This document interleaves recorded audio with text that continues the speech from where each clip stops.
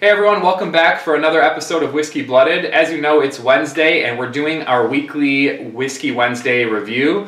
And today we're going to be reviewing a bottle of Angel's Envy Kentucky Straight Bourbon Whiskey. So my name is Dave, this is Whiskey Blooded. Let's crack right into our review. Angel's Envy is a newer bottle on the market. You'll see this a lot of places around you. It runs about $40 to $50. This bottle is very tall and it's got a kind of unique shape to it. Overall, very cool bottle. I like it a lot. The back has some black etched wings on. No, they're not etched. They're just kind of drawn on there.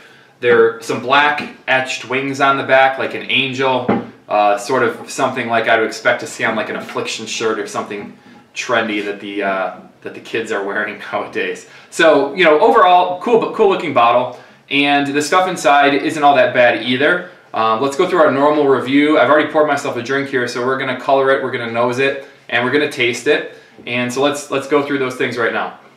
So as for the actual color of this, one thing you'll notice about this whiskey before I go into this, at the bottom here, so you'll see on the bottle it says Kentucky Straight Bourbon Whiskey, so that's obviously very good. Kentucky, great place for bourbon. Straight, meaning it's straight whiskey. Bourbon, meaning it's met the characteristics of bourbon. And once again, with the straight, it's not mixed with other bourbons, but it's finished in port wine barrels, which is something different. It's what you'd expect. I would assume is that it's going to be a sweeter finish because it's not just all in the oak barrels, not all the bourbon being distilled in just the one barrel. They finish it in a port wine barrel. So my guess is it's going to be a little bit sweeter and maybe have some of those winey characteristics to it. But it's a 46%, or I'm sorry, it's a 43.3% alcohol bottle, which means it's 86.6 proof. So overall, this is lighter in proof than most of the bourbons that we've been drinking. So now let's crack into that color. The color itself is almost like an orangey, goldy copper. Like it's definitely closer to that copper level than it is darker. It's not a light whiskey by any means, but it's a little bit lighter than some of the other ones that we've been seeing. My guess for that is part of that port wine finishing, sort of finish they do in that barrel, and maybe the fact that this is a younger one.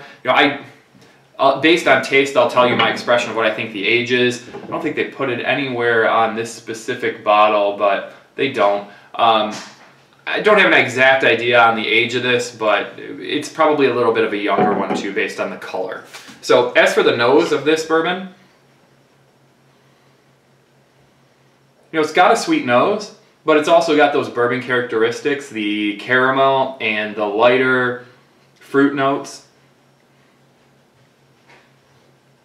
as well as even a little bit of that charred oak, toasted oak that's coming through. But it is definitely sweet smelling. Right up front, the first initial nose that you get through it, or flavor on your nose that you get right through it, is that sweeter wine smell. So let's go for a taste of it.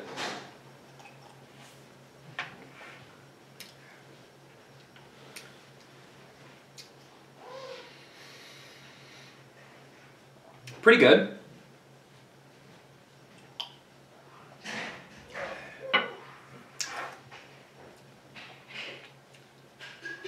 When I taste this, I'm definitely tasting that wine up front. It's sweeter in the beginning. And then that second drink, it actually got quite strong. For being 86 proof, this has some bite to it.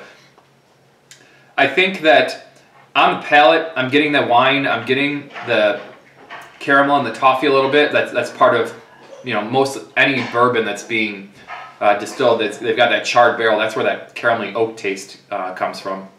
So it's got that, and it's got some lighter fruits, but it doesn't have many other notes than that. There's not a lot of complexity going on with this one. So overall, I would say it's fairly smooth, but it's got that wine flavor. It's sweeter. It's not your average tasting bourbon. If I had to rate this as far as how it compares with the complexity, I would say this is very uncomplex, but I don't know that this is something that, when I say uncomplex, sometimes people think, oh, well, that might be a good thing. That's something that I would be able to give to someone and they're not like, oh, it's too complex or too dark or too bitey or too spicy. This is one that I think would maybe throw some people off, even for the average whiskey or bourbon drinker, because of that sweetness. You're not expecting that in a bourbon. It's not bad. It's just got this weird upfront taste to it. It actually finishes better than what it starts. So, you know, just to recap, good color, sweet nose, sweet taste up front, a little bit of toffee and a little bit of lighter fruit notes, but that's about all this has going on, so not very complex and a lot sweeter than what you're used to tasting for bourbon. So as for my rating, which is escaping me, there it is. My rating on this one is an 85 out of 100. The price point is great. I mean, it is a pretty cool bottle, and it's not a bad product for, you know, about $40. I would definitely recommend that someone picks it up for just something to try, but there's a lot more in this price range if you're looking for more on the bourbon end. I would give you a couple ideas compared to Angel's Envy of same price range bourbons. If you're looking for a good, well-rounded, everyone will like bourbon that'll be at that same price point. And I've talked about this in many, many other videos, and you probably already know this about me if you're subscribing to the channel. But around that $40 price point, I'm going to say that Maker's 46 is better.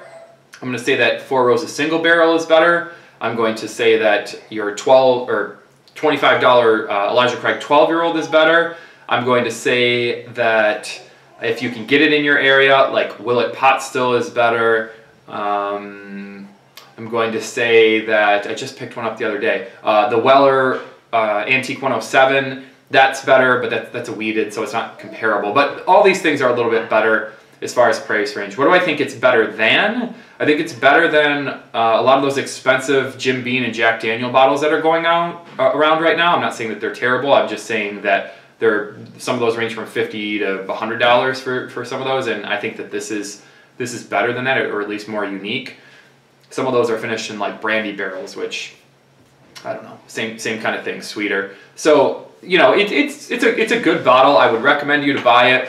I wouldn't stay away from it. I would pick one bottle up though, and I wouldn't go out of your way for it. There's, like I said, a lot more in this price range that you'll like. So guys, let me know if you have any questions about this bottle or if you've tried it yourself, and what your thoughts are. And as always, you can visit our website, which, you know, actually last week we had a lightning strike right outside of our backyard, so we lost some of our internet capabilities for about a week there. So I haven't had any chance to post anything new on the website, but I'll post this review, and I'll post the review of the last one, as well as a blog from the distillery tour that we did over the weekend, and my thoughts on that. And so look to the website as well, whiskeybloodded.com, and let me know if you have any questions or if there's anything else that you guys want to see. If there's any reviews on specific bottles that you'd want to see within reasonable price ranges, let me know and I'll pick them up and review them for you guys. Thanks again. Have a great day and enjoy the rest of your week. Thanks for watching Whiskey Blooded. Have a good one.